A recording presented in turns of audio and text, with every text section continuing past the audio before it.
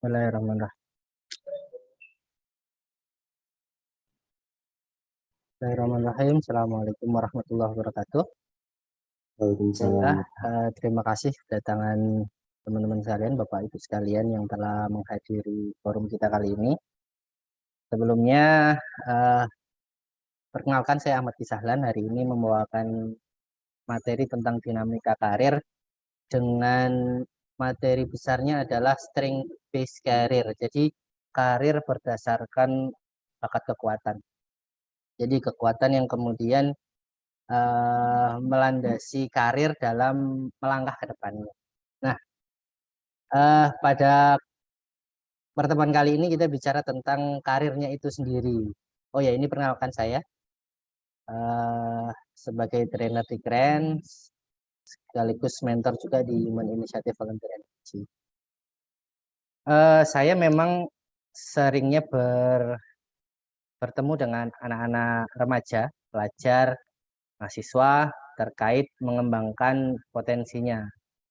Dan kemudian potensi itu dikembangkan dalam rangka banyak hal sebenarnya. Baik itu cara belajar, kemudian cara mendevelop diri, public speaking, beberapa hal. Walaupun memang hari ini secara konteks kami membawakan materi tentang karir. Jadi karir awal mungkin untuk mengawali kita mendefinisikan dulu gitu.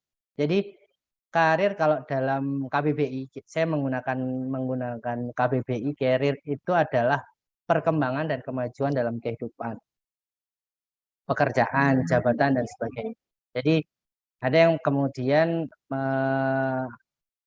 menggunakan uh, kalimat kata karir ini tidak hanya terkait pekerjaan, tetapi juga terkait kehidupan.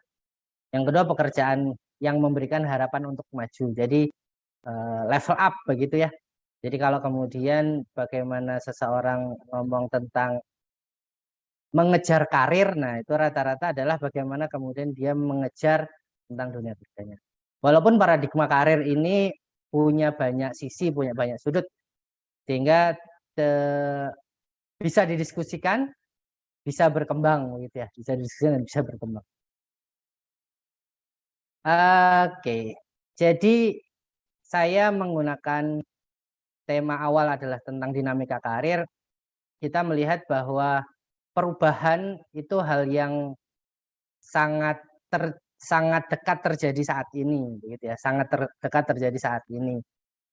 Terlebih, ya mungkin yang paling dekat adalah bagaimana pandemi ini benar-benar mengubah kita dari sudut pandang pekerjaan, dari sudut pandang belajar, dari sudut pandang apapun begitu ya, hampir-hampir totally berubah. Walaupun sebenarnya kalimat perubahan ini sudah disetting sejak lama begitu ya. Ada istilah VUCA. Ini mungkin sejak awal 2019-an sudah mulai terdengar VUCA. Volatility, uncertainty, complexity, ambiguity. Walaupun sebenarnya istilah VUCA ini sudah ada sejak lama, sejak Perang Dingin. Setelah Perang Dinginan berarti itu sudah sejak tahun 990-an begitu ya, Perang Dingin terjadi.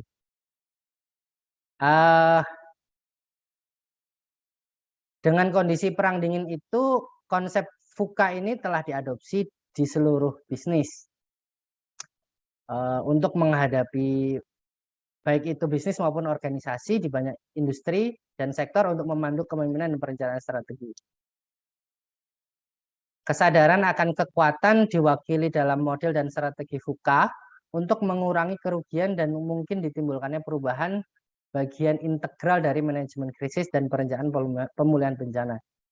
Jadi saya mengemukakan VUCA dulu sebelum kemudian bicara karir, karena pada akhirnya kita bicara karir itu bicara tentang sesuatu yang tidak jelas besok seperti apa, sehingga kesiapan untuk melihat ketidakjelasan itu harus diperjelas.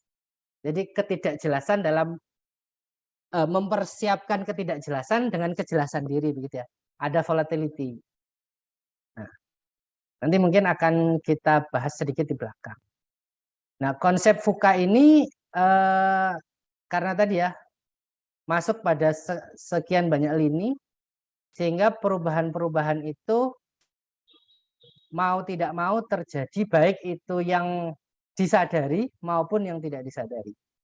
Baik itu yang kemudian direncanakan maupun yang tidak direncanakan. Jadi kadang-kadang kalau dalam bahasa karir saya mengemukakan VUCA ini dalam rangka bahwa bisa jadi karir kita itu berubah, cuman perubahan itu adalah perubahan yang kemudian kita siapkan dan kita rencanakan. Termasuk perubahan dalam tim, perubahan dalam anak didik begitu ya.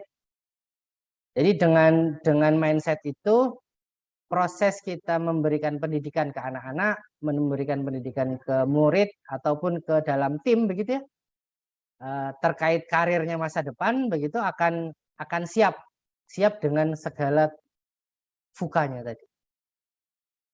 Nah, pada sisi lain ada paradoks. Jadi paradoks yang terjadi walaupun datanya ini digunakan oleh Amerika ya. Jadi 96% institusi pendidikan itu merasa sudah menyiapkan bahwa mereka akan masuk ke dunia kerja itu mereka siap menyiapkan anak muridnya begitu ya. Tapi ternyata 14% orang yang merasa telah siap begitu ya. Merasa telah siap setelah dalam pendidikan itu, dalam menuntut pendidikan 14% yang hanya dari bekal pendidikan itu merasa siap masuk ke dunia kerja. Dalam artian berarti ada gap di mana dunia pendidikan merasa sudah menyiapkan, ternyata orangnya sendiri merasa tidak betul-betul siap sebenarnya untuk masuk ke dunia kerja. Lebih ironisnya lagi hanya 11% dari dunia bisnis leader ataupun pengusaha yang merasa bahwa orang-orang yang masuk dalam dunia kerja ini hanya 11% begitu ya. Yang memang benar-benar disiapkan gitu ya. Jadi rasa keyakinan para bisnis leader ini hanya 11%. Jadi wajar kemudian ada istilah yang penting diterima dulu backgroundnya seperti apa, nanti akan di training. Jadi seakan-akan dunia pendidikan yang terjadi itu nggak cukup begitu ke dunia kerja. Ini ironi dan sebenarnya jadi catatan juga buat dunia pendidikan maupun kita sebagai praktisi yang dekat dengan remaja dan mendampingi anak muda, gitu ya. Pertanyaannya, apakah kemudian kalau kemudian kita mewakili institusi pendidikan, apakah kemudian kita bagian dari 96% itu atau bagian dari 4%-nya tadi? Bahkan dia tidak merasa siap gitu ya. Jadi saya juga dapat cerita dari seorang guru BK ya. Kebetulan saya cukup dekat dengan SMA begitu ya. Kemudian saya berdiskusi dengan guru BK bagaimana kemudian guru BK itu memfasilitasi anak didik yang SMA, kebetulan saya dekat dengan SMA. Saya belum melihat case-nya di SMK soalnya. Bertemu dengan guru BK SMA melihat apa sih sebenarnya yang dihadapi anak didik SMA, kemudian menghadapi masa depannya begitu ya. Dan kemudian kalau dari sudut pandang guru BK, misalkan kalau kemudian kita bicara tentang dunia kerja kan bicara tentang kerjanya mau apa, kemudian kira-kira mau kuliah apa kan begitu ya. Jadi awalnya bagaimana kuliah. Jadi pemilihan kuliah itu jadi penting krusial untuk menuju ke dunia kerja. Cuman ternyata saat diskusi dengan guru BK, Bu, saat kemudian menentukan jurusan itu kira-kira anak-anak itu diarahkan oleh guru atau anak-anak sendiri? Kalau dari sudut pandang beliau, memang dominan itu pemilihan jurusan itu di anak-anak atau anak-anak dengan orang tuanya. Kalau yang dekat dengan orang tua. Tidak jarang begitu anak-anak remaja, pelajar itu memutuskan sendiri berdasarkan keinginan, kesenangan, bisa jadi berdasarkan teman-teman. Wajar kalau kemudian setelah kuliah ada yang merasa salah jurusan dan seterusnya, ya itu jadi wajar. Jadi saat kemudian bicara tentang paradoks ini, bisa jadi paradoksnya jadi lebih tinggi saat kemudian ada apa namanya ya? Ada gap yang tinggi terkait tadi pemilihan saja tidak dipilih begitu ya. Memilihnya saja belum tepat begitu untuk terkait pendidikan yang diambil. Apalagi pendidikannya, kemudian dunia kerjanya, kalau kemudian ke business leader. Ini paradoksnya. Nah, apalagi kemudian ketemu tantangan selanjutnya tentang pengangguran. Tentang kalau ini the coming jobs war. Jadi di dalam buku ini, walaupun saya belum tuntas membacanya ya, beliau menekankan bahwa dunia kerja itu terbatas karena dibatasi dengan dunia bisnis. Dunia bisnis itu terbatas karena terbatas dengan produk-produk yang ada atau kemudian dengan cara mengolahnya. Dunia kerja ya, dunia bisnis. Dunia bisnis terbatas dengan inovasi-inovasi yang ditumbuhkan. Inovasi itu terbatas dengan investasi-investasi yang ada. Cuman ternyata adanya banyak investasi maupun inovasi itu bukan jadi hal yang penting dalam pertumbuhan dunia kerja. Bahasa kita karir begitu ya. Jadi saat kemudian kita bicara karir bisa akan sangat volatil, akan sangat berkembang. Ternyata yang menumbuhkan dunia kerja adalah kebutuhan masyarakat itu sendiri. Misalkan kalau kemudian kita bicara tentang yang sekarang cukup disruptif begitu ya, Shopee misalkan. Shopee itu mungkin kalau masuk ke Indonesia telat setahun atau 2 tahun atau mungkin agak jauh ya dengan Bukalapak, dengan Tokopedia begitu ya.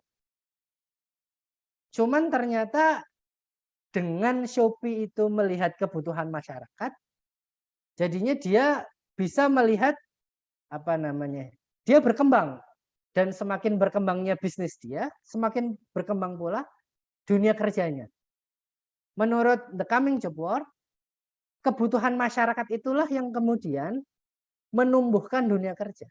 Kalau kebutuhannya sudah ada, produknya ada, inovasinya ada penghubungnya adalah entrepreneur. Nah, ini nanti entrepreneur akan masuk pada 3 sektor sosial dalam kehidupan kita begitu ya. Dalam sektor sosial kok kelewat ya. Mohon maaf ini kok kayaknya acak. Nah, dalam sektor sosial begitu ya. Kita melihat ada private sektor, kalau baca sektor privat, ada bisnismen, ada market kalau di sini. Ada public sektor, ada bagaimana kemudian sektor publik, sektor negara begitu ya, yang memang disediakan untuk publik semuanya. Ada third sektor. Sektor ketiga ada civil society. Civil society ini bisa kemudian berupa LSM, NGO dan seterusnya. Nah, kalau bicara tentang kebutuhan, kemudian bicara tentang karir, dunia kerja, kemudian kita nanti lebih dalam lagi tentang karir, maka tidak akan jauh-jauh dari sini, begitu ya. Ada yang kemudian terkait public sector, faktor sektor publik terkait pelayanan, PNS dengan sekian banyak bidang dan di dalamnya yang kemudian menopang faktor private begitu ya dari market. Market ini ya bisnismen, walaupun entrepreneur begitu ya. Walaupun kalau dalam the job war begitu ya. Di private sektor ini kita bicara ada entrepreneur tapi juga ada intrapreneur. Entrepreneur ini bicara tentang visinya dia, tentang membuka pasar, tentang inovasi, tentang hal-hal baru. Cuman ada juga intrapreneur. Intrapreneur itu adalah orang-orang yang mendukung entrepreneur. Kalau bahasa kita karyawan. Profesional. Profesional yang ada di bawah private sector. Nah, dan jumlahnya juga akan ada besar, jumlahnya juga cukup besar. Mungkin bisa jadi terbesar di antara yang lain. Yang ketiga ada third sector. Sektor publik. Sektor publik ini ya bagaimana kemudian ada non-profit, ada lembaga kemanusiaan, ada kebetulan saya aktifnya di lembaga kemanusiaan. Dengan dunia lembaga kemanusiaan dan LSM, NGO dan seterusnya, ada sektor-sektor publik yang kemudian juga sektor-sektor third sector ini yang dua kaki, begitu ya. Dia dengan kepentingan sektor publik juga mendukung sektor private. Jadi dunia kerja ini, sektor sosial ini akhirnya yang ya di dalamnya ini akan besar. Kita kemudian akan ngomong karir ke depan. Nah, ini yang sudah jelas adanya perubahan. Lihat kebesaran sektor tadi, kemudian lihat perubahan-perubahannya. Ada berita ini saya kebetulan dapat dari Pak Rifai begitu ya. Jadi bagaimana kemudian robot itu menggantikan 2 juta pekerja pada tahun 2030. Ini hitungannya Oxford Economics. Di dalam sebuah buku ini juga Oxford Handbook begitu ya. Perubahan dunia kerja itu juga terjadi baik itu di kehidupan orangnya, individual group, baik itu di dunia kerjanya itu sendiri, maupun faktor-faktor perubahannya. Ada sustainability. Sustainability itu adalah keberlangsungan, keberlanjutan. Jadi bagaimana kemudian isu go green itu mengubah market pasar dari plastik, begitu kan ya? Plastik, kemudian perusahaan plastik juga akan berubah. Nah, itu sustainability salah satu contohnya. Technological development ya ini salah satu contohnya bagaimana kemudian robot menggantikan 2 juta pekerja, begitu ya? Dan kemudian ada finance, ada economic. Bagaimana dunia finance flip itu merubah ada bank jago juga merubah dunia perbankan begitu ya. Sekarang dunia perbankan juga cukup gonjang-ganjing dengan adanya bank-bank online begitu kan. Nah, otomatis dunia kerja juga akan berubah. Jadi proses dunia kerja yang berubah itu akan menentukan bagaimana menyiapkan anak didik kita untuk perubahan yang lebih besar lagi. Jujur saya materi di sini justru menekankan bagaimana kita menyiapkan karir itu dalam fondasi perubahannya tadi. Apalagi perubahan sosial yang akan jauh lebih besar lagi. Perubahan interaksi. Sekarang bagaimana interaksi orang jadi nggak tahu ya sekarang ya. Mungkin jualan cangcimen yang pakai kotak itu sekarang nggak akan lebih laku begitu daripada dulu begitu ya. Jadi dunia kerja itu akan berubah. Sebentar ya, sayang. Dunia itu akan berubah. Lapangan kerja juga akan berubah. Baik itu tercipta maupun hilang begitu ya. Nah, sehingga saat kemudian kita tadi bicara perubahan, ada VUCA tadi, ada volatility dengan kecepatan, dengan perubahan, turbulence, dinamikanya, maka ada visi. Jadi kalau kemudian ada perubahan itu kita antisipasi dengan visi. Maka sudah seharusnya bagaimana kemudian kita juga menyiapkan visi anak muda sekarang. Kemarin saya sempat diskusi dengan seseorang terkait passion begitu ya. Bagaimana beberapa tahun belakangan lagi hype kalimat passion to be profession kan begitu. Bagaimana kemudian seseorang itu menggunakan hobinya untuk dunia kerjanya dan seterusnya. Cuman kalau kemudian tidak memiliki visi, passionnya itu justru kemudian jadi apa ya? Passion dalam tanda kutip, kalau bahasa saya mungkin passionnya itu jadi marketing begitu ya. Passionnya itu bagaimana cara jualan sepeda begitu ya. Waktu itu karena hype-nya sepeda jadi passionnya sepeda, kemudian dunia kerja. Nanti ya sayang ya, tapi kerja dulu. Jadi visi jadi penting. Uncertainty, ketidakjelasan. Jadi dunia yang benar-benar kemudian tidak bisa diprediksi hasilnya bagaimana. Jadi diantisipasi dengan understanding, dengan ilmu. Ketidakjelasan tadi ditambahkan dengan ilmu, sehingga ilmu yang kemudian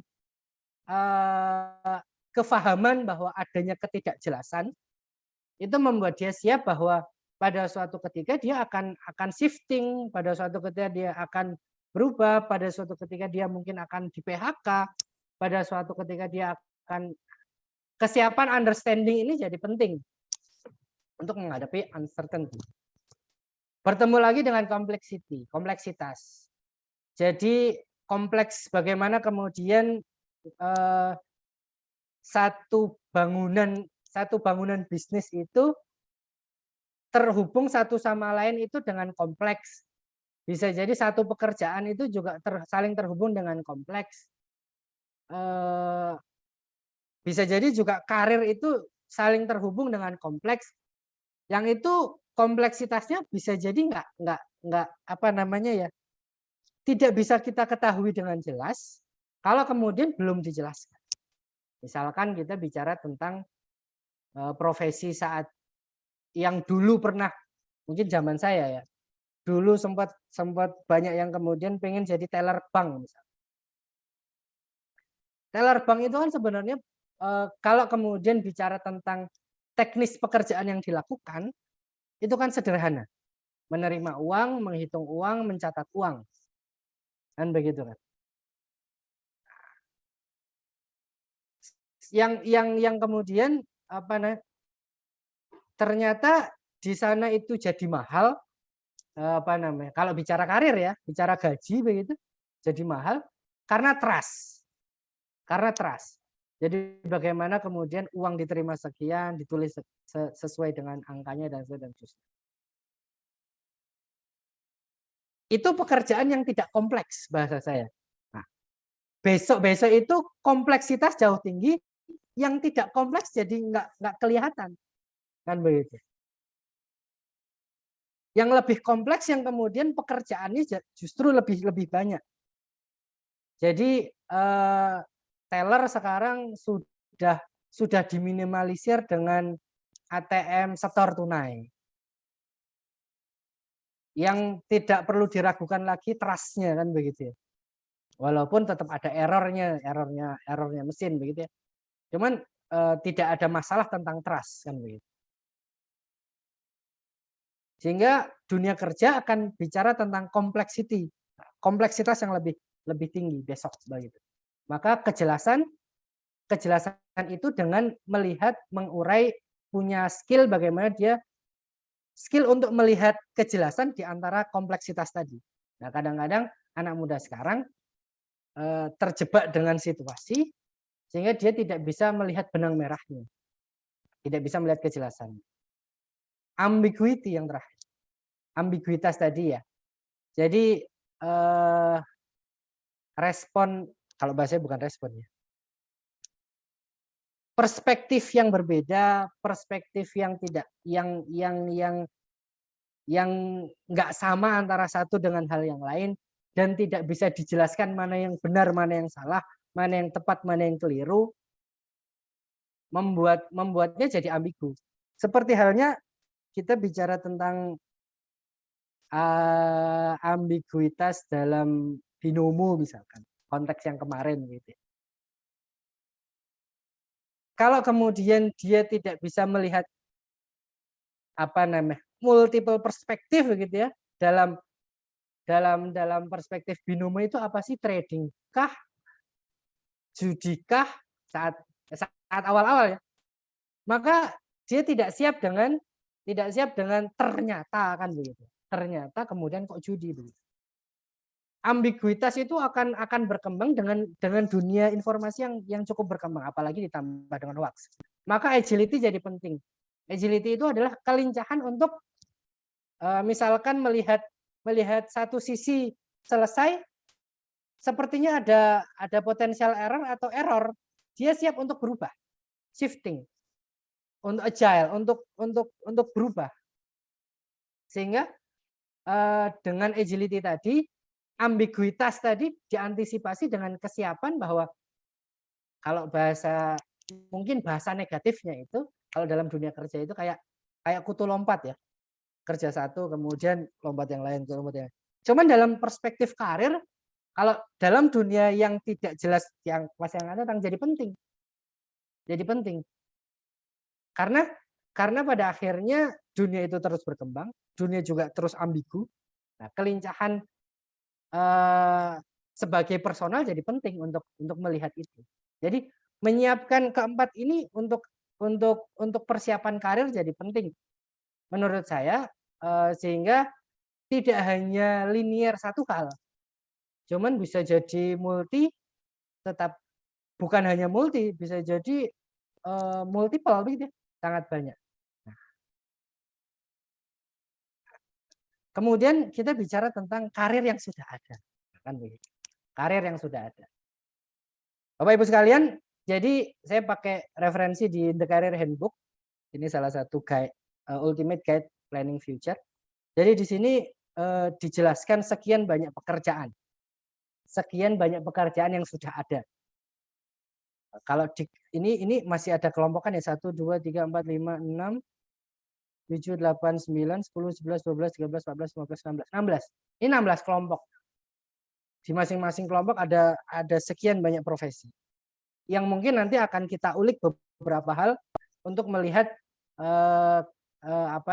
untuk pertemuan-pertemuan yang akan datang, untuk melihat potensi, kemungkinan, dan apa yang perlu dipersiapkan dalam setiap karir ini.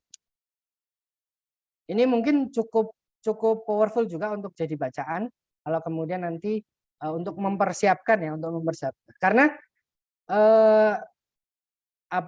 di buku ini dia melihatnya dari berbagai sudut pandang, tidak hanya kemudian dunia kerja yang umum begitu ya. Bahkan MUA pun sudah ada di sini. Di sini menjelaskan satu pekerjaan itu aktivitasnya apa saja dan seterusnya. Nah, sehingga kita bisa melihat ke dalam aktivitas anak-anak kita, apakah kemudian cukup mewakili atau tidak. Nah, ini yang agak belakang ada ikigai. Jadi Bapak Ibu sekalian, kalau kemudian kita bicara tentang dunia kerja, ada bicara tentang kesiapan dia menjalani sesuatu. Ini ikigai, ini adalah value yang dipegang oleh Jepang terkait misi kehidupan, the reason of being, begitu ya. Jadi bagaimana menggabungkan antara apa yang kita suka, apa yang dunia butuhkan, apa yang jadi kalau internalnya itu apa yang kita suka dan apa yang kita bagus di dalamnya, kuat di dalamnya.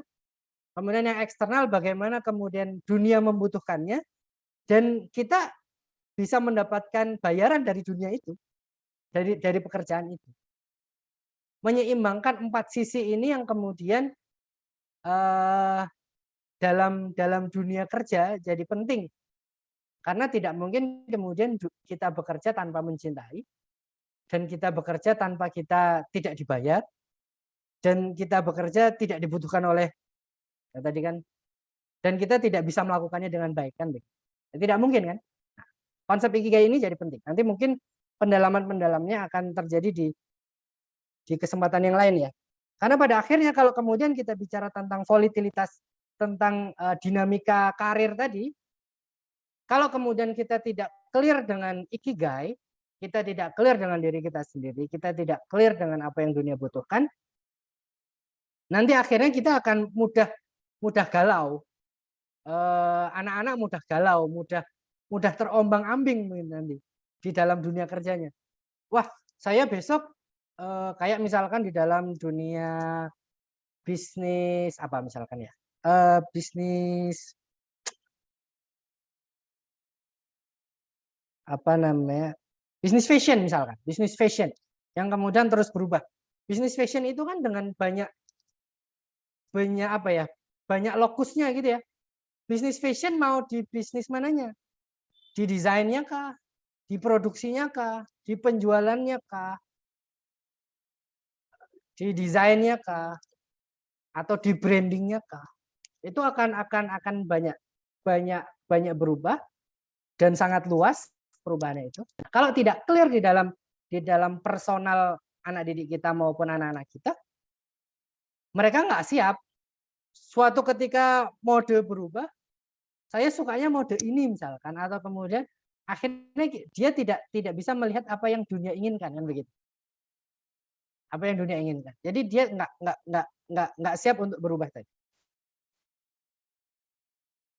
Nah, jadi Bapak Ibu sekalian, kalau kemudian kita bicara karir, kita bicara step by step yang akan panjang begitu ya, akan lebih panjang lagi kalau bahasa saya.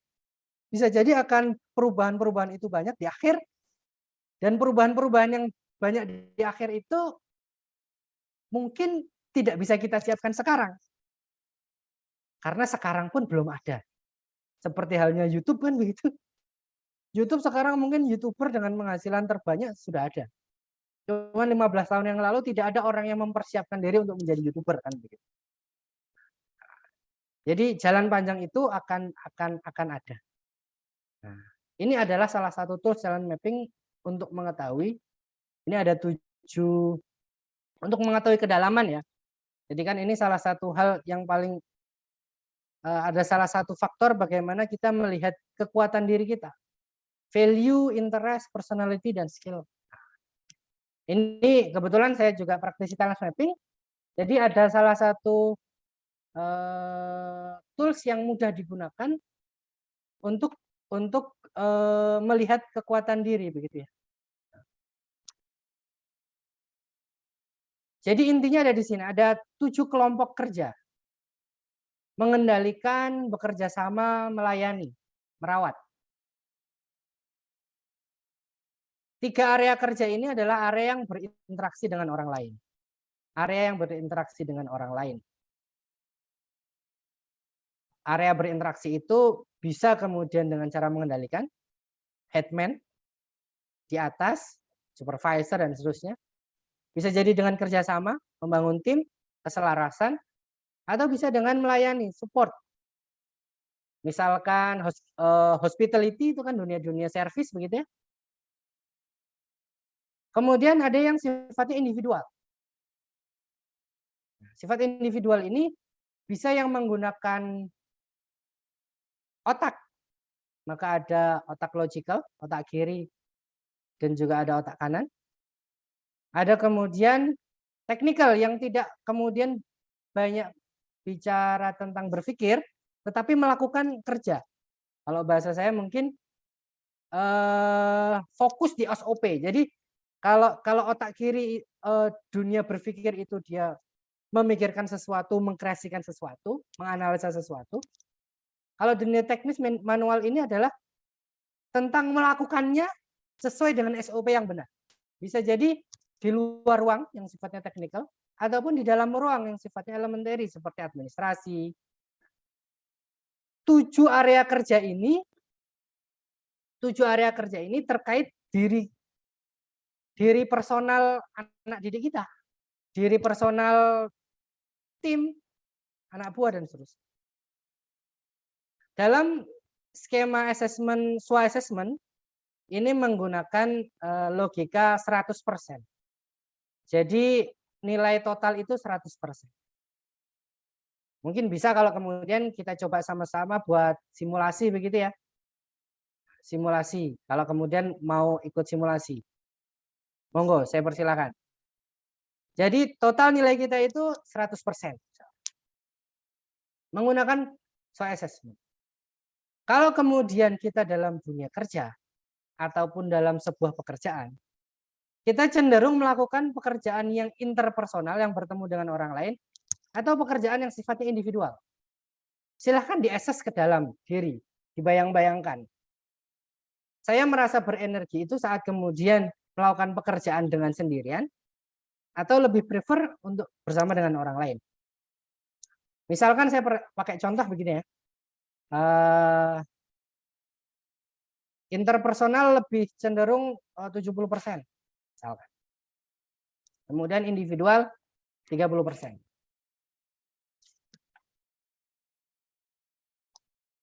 Silakan buat Bapak Ibu yang kemudian mau coba begitu ya, mau coba. Saya persilakan. Pakai kertas saja, hanya nulis saja angkanya begitu.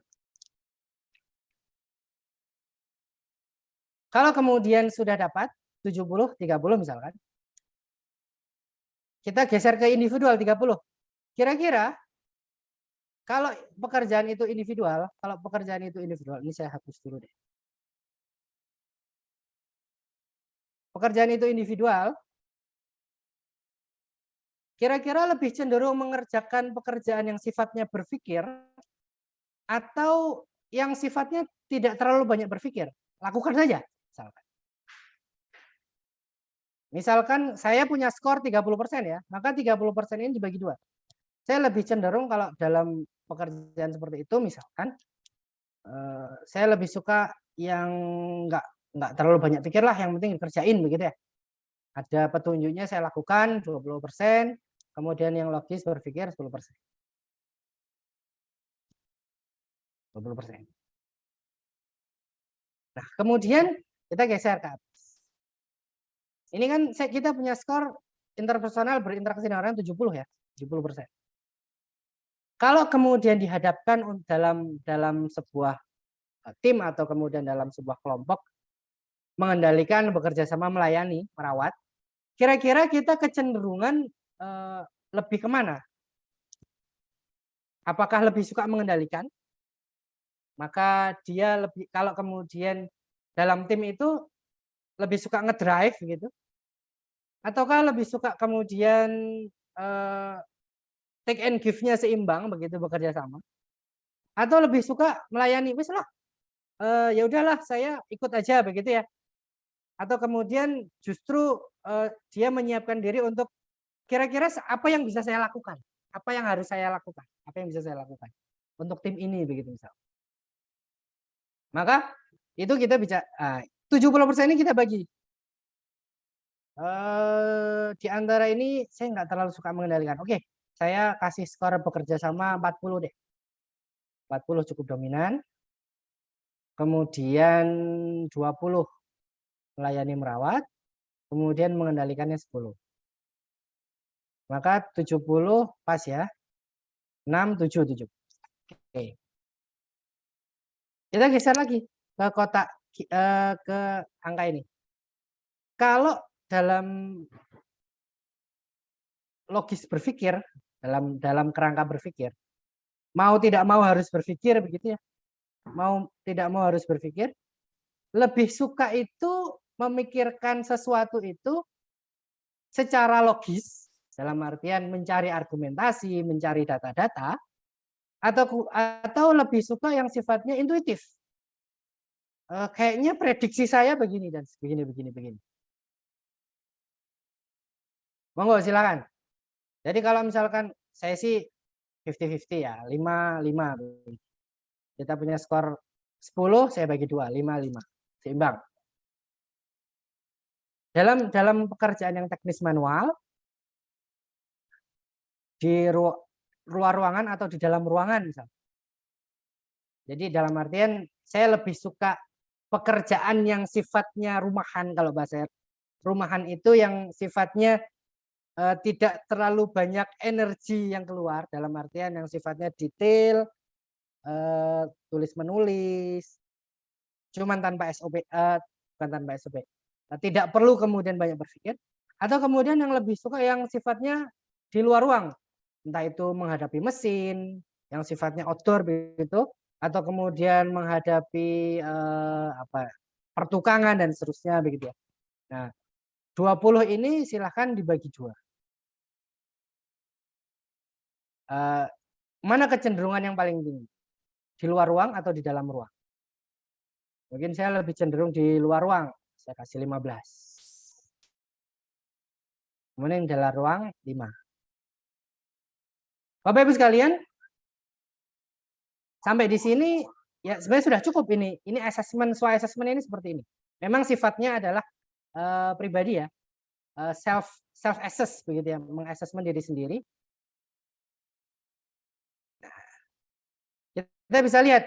Nah, kita kumpulkan mana yang 3 terbesar. Ternyata 3 terbesarnya adalah bekerja sama 40, kemudian melayani dan merawat 20, kemudian di luar ruang 15. Nah, melihat skema ini ya, kelihatan sekali bahwa ada preferensi dia bekerjanya bukan mengatur ya, bekerja sama di dunia servis, melayani, dan kemudian pekerjaannya sifatnya di luar ruang. Sampai di sini ini gambaran paling kasar gitu ya. Gambaran paling kasar dari dunia kerja. Hanya area kerjanya. Melihat area kerja ini kan sudah kelihatan sebenarnya. Mungkin beberapa kelihatan. Misalkan boleh kemudian saya menyimpulkan, walaupun kesimpulan-kesimpulan yang misalkan bekerja sama, melayani, merawat di luar ruang. Oh bisa ini. Kalau kemudian dia berkarir di dunia servis, pelayanan, di luar ruang, kemudian bekerja sama dengan tim yang banyak misalkan. Oh boleh kemudian bicara tentang outbound, dunia outbound. Bisa kan ya? Outbound-nya tapi bukan yang kemudian mengkonsep outbound, cuman yang kemudian mendeliver apa namanya pelatihannya tadi kan di luar ruang, kemudian bekerja sama, melayani orang. Itu baru satu hal ya, baru ngomong satu hal. Padahal area kerja yang bekerja sama, melayani di luar ruang akan macamnya akan banyak. Baik, sampai terkait SWOT assessment dan beberapa yang ada di depan tadi, ada pertanyaan dulu? Saya persilakan kalau ada pertanyaan.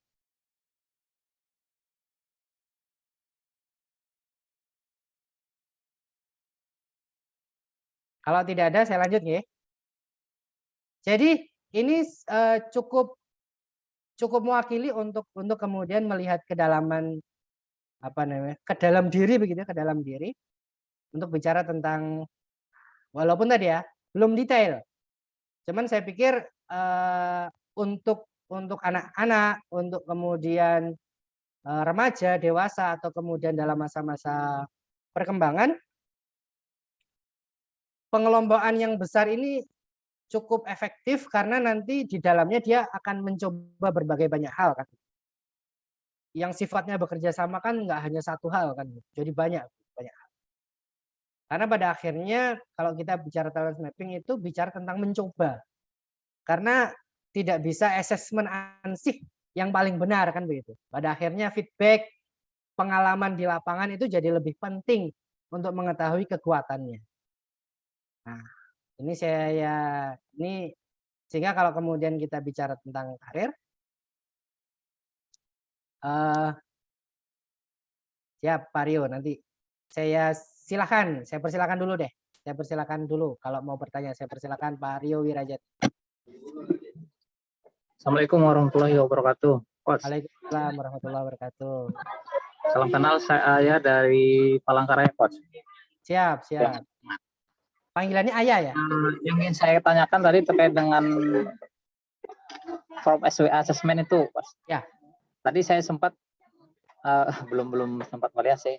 Jadi untuk angka atau nilai 70, 30, 10 itu kita dapatkan dari bagaimana, Coach? Dapatkan angka-angka itu, Coach. Nah. Baik. Saya pakai case ya. Saya pakai case. Saya pakai case-nya Ayah. Benar, saya panggilnya Ayah, benar? Atau Rio? Ya, gimana, Coach? Saya pakai case-nya Rio ya.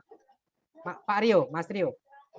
Misalkan setiap orang itu kan punya preferensi ya, Setiap orang kan punya preferensi ya. Nah, dalam SWA assessment ini kita bicara tentang preferensi sebenarnya. Dalam artian mau tidak mau preferensi itu yang kemudian jadi kacamata awal untuk melihat ke depannya. Kacamata awal ya, kacamata. Jadi bahasanya, oh saya nggak suka orang ini, misalkan ya. Saya nggak suka pekerjaan ini, misalkan. Itu kan jadi awal. Nggak mungkin, mungkin bisa tapi nggak benar-benar smooth begitu ya. Tidak suka pekerjaan ini, kemudian lama-lama jadi suka, itu kan butuh proses dan butuh waktu. Nah, kalau dalam ini misalkan, kalau misalkan Rio dalam sebuah pekerjaan atau dalam mungkin bukan pekerjaan deh, dalam sebuah Mas Rio dalam sebuah tim misalkan dalam mengeksekusi sebuah pekerjaan yang harusnya sebuah tim, kira-kira lebih suka dikerjaan bersama orang lain atau sendiri? Kalau saya ya. Berapa persen orang lain, berapa persen sendiri? Berarti menentukan berapa persennya tuh, Coach ya? Betul. Kalau kerjasama ya bersama orang lain atau sendirian sukanya? Kerjasama, Coach. Dengan orang lain. Jadi berarti kalau kemudian mengerjakan sendiri relatif lebih dihindari ya. Walaupun mau tidak mau kalau ada pekerjaan yang harus dilakukan sendiri dikerjakan, kan begitu kan? Betul. Betul. Kira-kira berapa persen kemudian bersama orang lain dan berapa persen yang individu? Kalau dengan orang lain 80%-an, Coach. Oh, 80%. Nah, jadi ini jadi awalan ya. Jadi ini kalau Rio tadi case-nya Rio berarti 80%, individualnya 20%, kan begitu. Paham ya maksudnya ya? Sudah paham belum? Siap. Nah, memang dibagi lagi ini, gitu ya di tabel sebelahnya gitu ya maksudnya. Terus kemudian di tabel sebelahnya dibagi lagi, tabel sebelahnya dibagi lagi. Akan mengerucut dan akan kelihatan nanti. Ini bisa coba dipraktekkan nanti, walaupun memang pada akhirnya praktek ini dilakukan apa namanya ya? Kadang-kadang tidak benar-benar valid saat itu terjadi ya. Mungkin butuh teman untuk didiskusikan, ya kan begitu kan? Atau bisa jadi kalau orang yang benar-benar individual, kadang-kadang ngerjain seperti ini ya cukup sendirian. Dia sudah cukup yakin dengan dirinya sendiri, gitu loh. Paham ya sampai sini ya? Siap, paham. Terima kasih. Jadi ini tools untuk kemudian kita melihat area kerjanya. Sehingga saya pengen lanjut deh, Tadi kan 80-20. Cepat aja kali ya. Kira-kira kalau logis, kalau suka berpikir atau yang penting ada panduannya.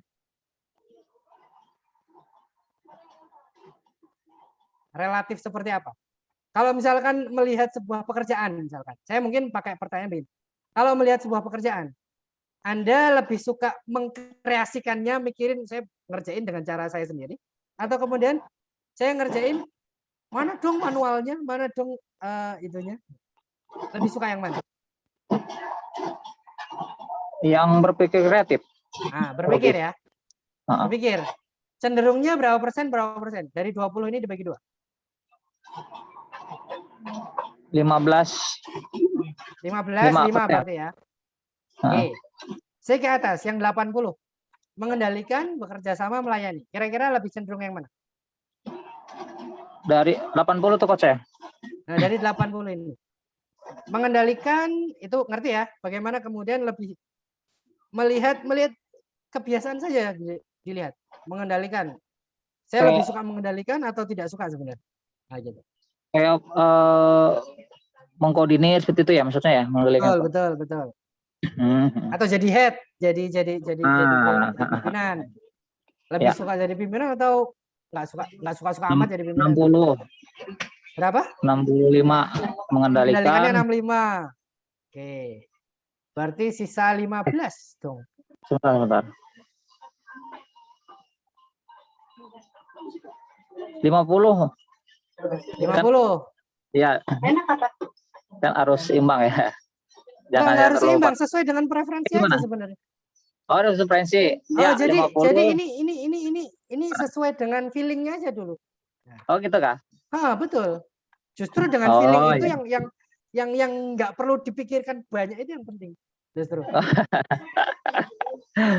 Oke. Tadi mengendalikan 50. Ya. Bekerja sama berapa? Atau surviving Bekerja sama melayani berapa? 20. Ya? Melayani nggak terlalu berarti 10. ya? 20 ya? Ya. Nah, 15 dibagi 2, otak kiri atau otak kanan? Suka cari data atau suka pakai feeling aja kerjaan? Intuitif tuh data ya? Aku otak kanan tuh Coach. Otak kanan itu intuisi, jadi nggak perlu data dia. Oh, saya pakai data di sini. Lebih suka pakai data? Pakai data.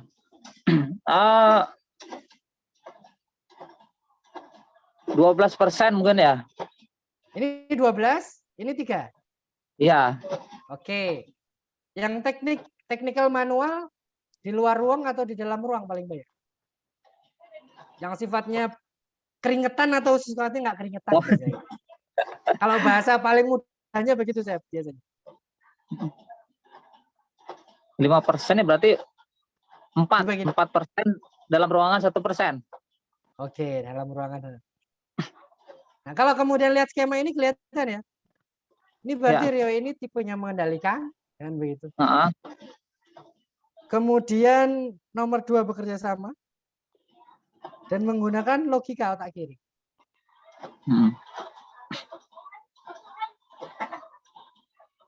Dalam dunia kerja, peran-peran pekerjaan kan ada yang sifatnya seperti ini kan. Jadi memang dia memutuskan sesuatu dengan dia mengendalikan, memutuskan sesuatu dengan logikanya, kemudian bekerja sama dalam tim kan begitu. Siap Pak Maulana? Nanti habis ini berarti. Clear ya di sini ya? Bagaimana menggunakan soal assessment ya? Siap. Ini bisa digunakan sebenarnya buat teman-teman, buat dunia kerja juga bisa sebenarnya digunakan ini. Karena ini memang tool yang dibuat Abah Ramaroyani paling mudah untuk digunakan. Silakan Pak Maulana, balik. Iya Pak, ini saya pernah ikut talent mapping maksudnya Pak ya. Ada tesnya itu ya, jadi untuk menentukan yang persentase. Kalau ini kita menentukan sendiri malah betul.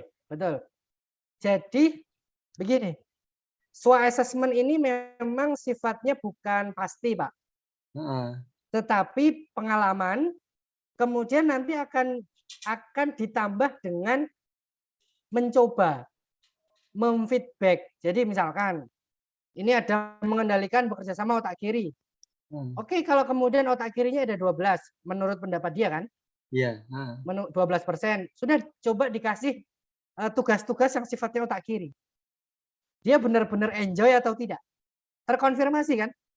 Oh, berarti kalau kemudian terkonfirmasi, baru kemudian kita bisa ngomong tentang trainingnya, kita bisa ngomong tentang apa yang menguatkannya. Misalkan dia 50% mengendalikan misalnya. Kemudian dicoba kasih pekerjaan untuk mengendalikan, dia bisa nggak gitu? Oh. Jadi memang soal assessment ini untuk kesadaran diri Pak ya? Betul, kesadaran diri.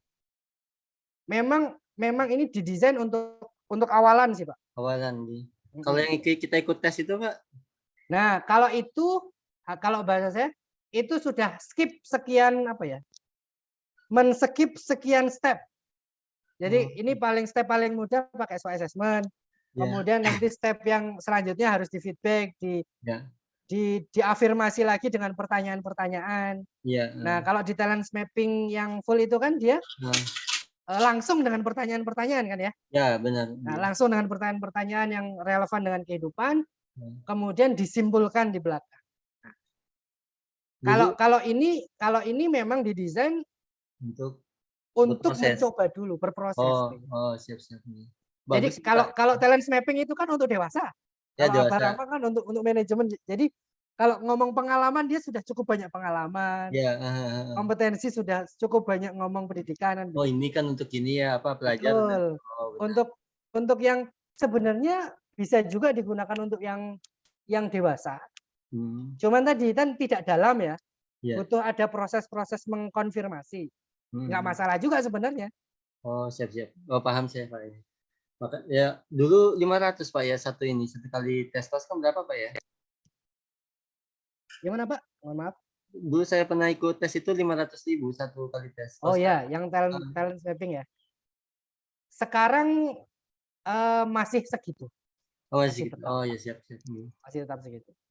Dengan feedback dan apa ya, kayaknya masih ada dengan tambah-tambahan yang lain pakai 90 hari itu. Oh, Masya Allah. Ya, makasih Pak. Siap. Terima kasih Pak Maulana. Baik. Ada pertanyaan lagi atau saya lanjut ya? Lanjut, Coach. Siap. Terima kasih. Saya lanjut. Oke. Jadi ini meringkas dari yang kemudian tadi proses panjang bagaimana memilih karir, bisa jadi juga memilih jurusan. Mengenali kekuatan, bakat, potensi diri. Tadi mungkin salah satu tools yang paling mudah begitu ya. Kemudian pahami kebutuhan. Entah itu kalau bahasanya di job board tadi ya, di job board tadi bisa jadi kebutuhan, bisa jadi kalau kemudian punya kekuatan misalkan tadi ya, kekuatannya terkait mengendalikan kerjasama, ada kekuatan untuk jualan, dan ternyata kebutuhan di lingkungan, di keluarga itu terkait itu, maka bisa jadi itulah yang pertama kali bisa dieksekusi sebagai sebuah karir. Nggak harus, kalau bahasa saya ya, nggak harus kemudian harus kuliah bisnis dulu, ikut training bisnis dulu misalkan.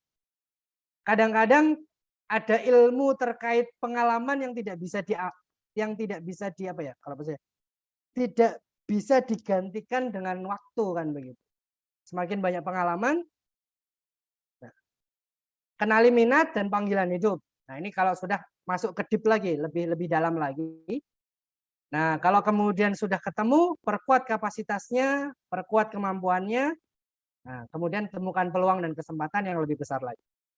Karena bisa jadi karir itu kan nggak mandek satu hal, kan tadi ya. Perubahan itu terjadi, nah, bisa jadi peluang yang kemarin ada, besok tidak ada. Cuman kadang-kadang karena kita tidak cukup punya informasi terkait masa depan, peluang masa depan itu nggak kelihatan sebagai peluang kadang-kadang ya. Kadang-kadang tidak terlihat sebagai peluang kalau kemudian kita tidak cukup ilmu untuk melihat itu sebagai peluang kan begitu. Akhirnya ya sambil lalu saja. Akhirnya sambil lalu. Semoga sehingga nanti akan banyak skill kapasitas yang butuh ditambahkan kalau kemudian bicara terkait ini.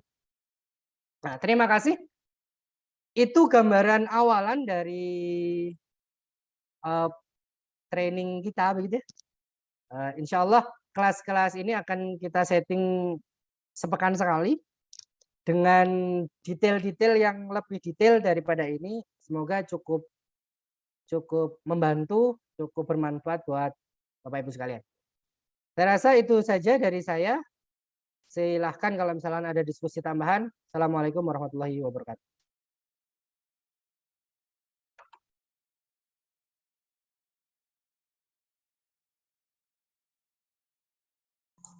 Di Palangkaraya sudah zuhur Coach. Jadi Oh, izin. siap. Ya, izin pamit Mas ya. Siap, siap. Terima kasih. Kalau gitu ada pertanyaan lagi? Chandra Nugraha, Pak Riyadi, Pak Rio. Sudah jamnya juga jam 11.43 di sini. Kalau tidak ada, saya pikir tadi juga diskusi juga cukup banyak begitu ya. Terima kasih atas peran sertanya. Terima kasih Coach. Saya akhiri saja pertemuan kita kali ini dengan hamdalah. Alhamdulillah. Bismillahirrahmanirrahim. Assalamualaikum warahmatullahi wabarakatuh. Waalaikumsalam Belum warahmatullahi foto bersama ya? Kita foto bersama dulu deh. Iya. Bentar. Sisa berapa orang Coach? Oh iya. Foto bersama. Tapi tadi ada ini sih. Ada saya foto yang waktu masih agak banyak. Oke, siap. Iya. Oke, terima kasih kalau begitu. Terima kasih Pak Maulana juga. Sama-sama.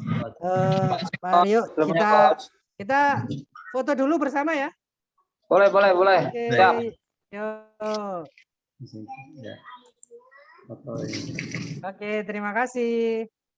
Assalamualaikum. Waalaikumsalam warahmatullahi Saya akhiri. Paham.